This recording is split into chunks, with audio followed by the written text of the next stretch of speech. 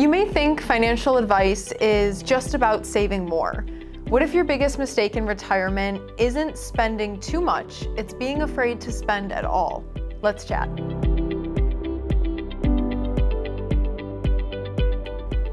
My name is Gina DiGirolamo. I'm here today with Matt Mondoux. Matt, I'm excited for our conversation today. Thanks for joining me. As always, yeah. Let's get into it. Absolutely. So like I mentioned, we're going to be talking about how to encourage retirees to have confidence in their spending as they approach that new phase of life. So as you know, we'll sometimes get asked, what's the number? How much do I need to retire? Why is that not always the right question? Well, it's such a good question in many regards, right? And oftentimes, here we take a detailed look at cash flow. So we're trying to match expenses with the amount that a retiree or a potential retiree saved. But what can happen is that, often people will accumulate more wealth than they're able to spend. So their spending might be less than what could be optimal or optimized for the amount of assets that they've saved up. And I think that's human nature. I think people tend to think that they're going to live maybe some reduced lifestyle. You need a little bit less. You're not driving to work, buying work clothes, maybe not going out to as many lunches, those kind of things. And perhaps they're sacrificing the potential to travel more, engage in more hobbies, do more things than they think would be possible. So let's say you're talking to a couple who's mid to late 50s, they're gearing up to retire in their early 60s. They have had careers at full speed, they've had this working life, and now time becomes a really big asset. How do you encourage someone to use that time wisely and use the wealth that they've built up on valuable experiences? Yeah, so I think, there's a couple things, so we can encourage through our words as much as we want. I think a lot of times we want to prove it to a client through cash flow planning, through financial planning. So it's really getting them to think about what would be an appropriate vacation budget. So if we just have a line item expense, general expenses, living expenses on a cash flow statement, how can we break that down further and perhaps add a separate line item for trips, for vacations, for hobbies, for different things that they want to do in retirement, they're just not sure. So again, encouragement's great.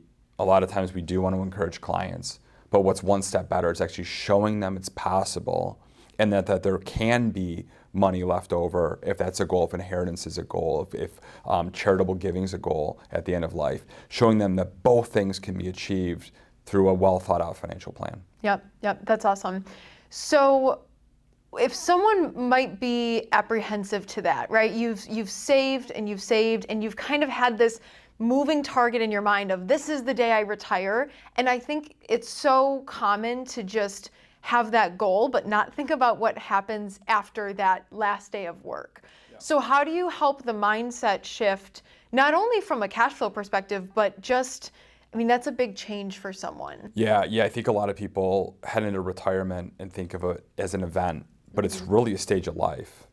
Odds are you're going to be retired for decades. So there is a long-term aspect of retirement. I think people really need to reframe that. Like, this isn't just an event. This is something that you're going to head into.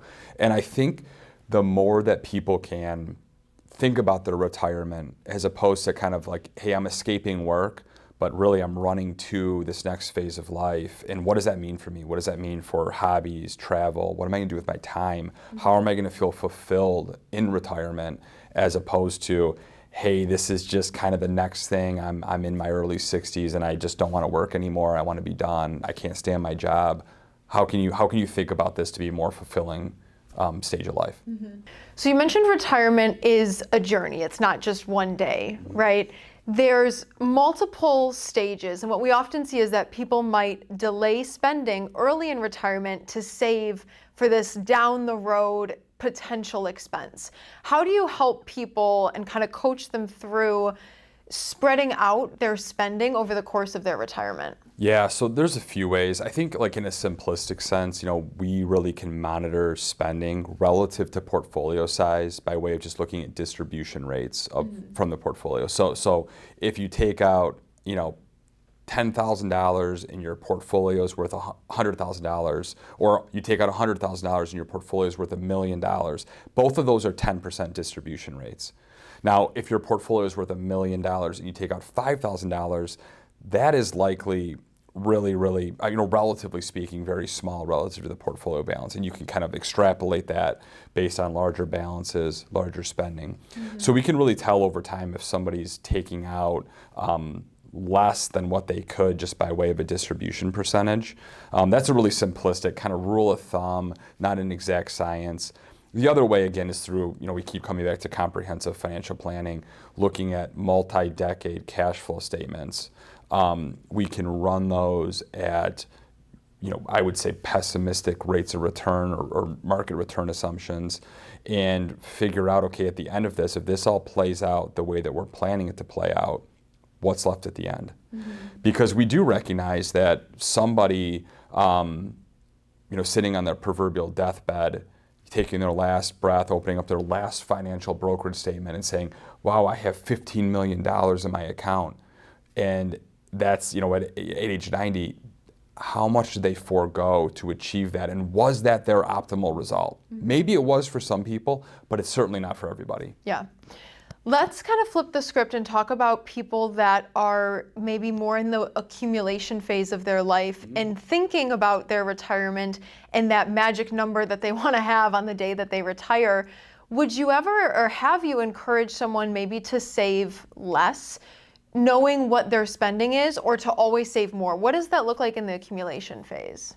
Yeah, it's so interesting, right? Because more is always better than less, but that's not always the right answer. We do look at how people are saving, right? So there is a lot of, I would say, diligence done around saving too much in pre-tax assets. And that gets into a whole separate topic of tax planning and retirement, pre-retirement, post-retirement. But that can be a very real thing where we make active recommendations to change the nature of some of that retirement saving. Yeah. That's a big one. Certainly, I think people should be aware of that they're not necessarily aware of. But I will say, for people who are maybe a decade or two away from retirement, I think of home purchase. So some people may think that they're not totally sure they can afford a home, one home versus another. I think that that's kind of one of those lifestyle things we can really talk about and try to plan for. And maybe we can encourage someone to buy a bigger house that they might think that they can afford, kind of based on where their trajectory is going, that they may not be aware of. Yeah. And the comprehensive planning and understanding each piece of it, not just cash flow or not just investment performance, but the looking at it from a tax lens and a retirement lens and all of these different areas is very, very important. Yeah. So if you were to give a piece of advice or one key thing for someone approaching retirement and they're thinking about their lifestyle and how they can enter into this new phase, what would that be? Yeah, I think you want to hit the ground running. So I would say pre-retirement, really think about what you want to do. In that could be like leisure activities, right? Vacations. Do you want to take the grandkids on a trip? Do you want to take the whole family on a trip? Is that going to be a goal of yours to take your family on a trip, enjoy wealth with them if they're going to get it anyways when you pass away? The other thing I always think about too is, to the extent you have any home projects you might want to knock out, big ticket items, it feels a lot better to do some of those bigger ticket items while you're working, while cash flow is coming in. So I like to encourage people to do those things too, kind of pre-retirement. I think it's a nice kind of segue into retirement, having those things checked off your list. For someone that might be apprehensive to spend in retirement, what is the opportunity cost by doing that? Yeah, it can be significant, right? So nobody knows what the next card in the deck is health-wise, right? But there can be certain experiential trips, let's take the vacation example. There can be certain experiential trips that you might not get the same value out of should you wait. So if you want to hike, if you want to go to Europe and hike, you're probably going to be more likely to do that if you're in good health at 65 than if you're at 75. Another great example would be if a goal of yours was to take your grandkids to Disneyland, and they're currently 5 and 7. If you wait 10 years, are you going to get the same experience when they're 15 and 17 versus the magic of Disney World at 5 and 7? Mm-hmm. So I think that those are the things that people really want to think about, and that's where we really want to encourage people to do these things while they can, because nobody knows what the next card in the deck is, and those types of experiences have tremendously more value earlier than delaying them another 10 years till this retiree comes up with that theoretical number that they had in their head, at which point they would decide they had too much money. Yeah. So how do we give people permission to do it now, as opposed to them waiting for something down the road that may never materialize? I think it's all about encouraging people that their portfolio is more than just a number. It's about the life that you want to build for yourself and the lifestyle that you want to have. Yeah, and that's kind of our role as financial planners, consultants in this experience, right? It's like running a marathon. I would never encourage you sprint out at the beginning of a marathon either. So we don't want to necessarily overspend, but we also don't want to get to the end of the marathon and we're the last 100 yards and we save so much energy because we walked that we can sprint across the finish line. Mm-hmm. We want to find some happy medium. And that's really what the goal, I think, of financial planning is for retirement. And having a partnership with an advisor is very important to bounce those ideas off of and create that bucket list to make sure that they get done, because a lot of times we've seen people procrastinate or push it off or say maybe one day, but a lot of times we can give you the confidence to do it now. Yeah, and we always use the GPS analogy. Yeah. We're heading on a trip in the GPS, and that's what the financial plan is, and we're going to constantly reroute as circumstances change. So financial planning isn't just a one-time thing that gets put in a binder that says you can retire and you put it away. This is a really iterative process that occurs, sometimes multiple times a year, but at least every year, where we're reviewing, okay, where are we at? How did the markets help us advance our retirement? How much did we spend? Did we do a little more than we thought? Did we do less?